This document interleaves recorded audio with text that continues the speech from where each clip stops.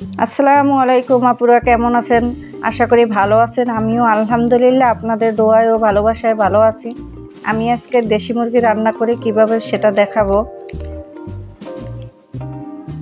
আমি দেশি মুরগির মাংস ধুয়ে একটি হাঁড়িতে নিয়ে নিলাম। লাল মরিচের গুঁড়া দিয়ে দিলাম 2 চা চামচ, হলুদ গুঁড়া 1 চা চামচ, জিরা গুঁড়া আধা চা চামচ, লবণ পরিমাণ মতো, আদা রসুন বাটা 2 চা চামচ, পেঁয়াজ বাটা 4 চা চামচ, এলাচ গুঁড়া আধা চা চামচ, শাল 2 টুকরা, তেজপাতা 2টা। এবার ভালোভাবে এই মশলাগুলো মাংসের সাথে মিশিয়ে দেব।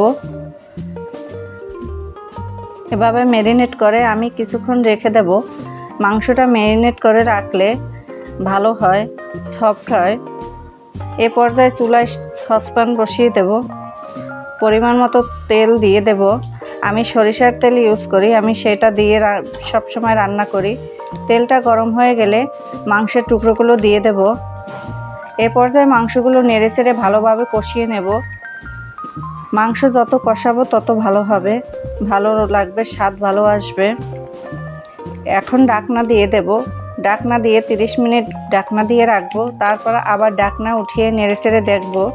যতক্ষণ না পর্যন্ত মাংসটা সিদ্ধ হয় ততক্ষণ পর্যন্ত রান্না করতে হবে। মাংসটা সিদ্ধ হয়ে গেলে চুলা থেকে নামিয়ে গরম গরম পরিবেশন করুন। আমার মাংসটা রান্না হয়ে গেছে, এই যে দেখেন। এ পর্যায়ে চুলা বন্ধ করে দেব। হয়ে গেল দেশি মুরগি রান্নার রেসিপি। আমার এই পেজটিতে আগে যারা ফলো দিয়েছেন তাদেরকে অসংখ্য ধন্যবাদ। আর যারা নতুন ভিডিওটা দেখছেন তারা সবাই ফলো করে যাবেন। রান্নার রেসিপিটা কেমন লাগলো কমেন্টে জানিয়ে দিন। ভালো থাকবেন, সুস্থ থাকবেন এই কামনায়। আল্লাহ হাফেজ।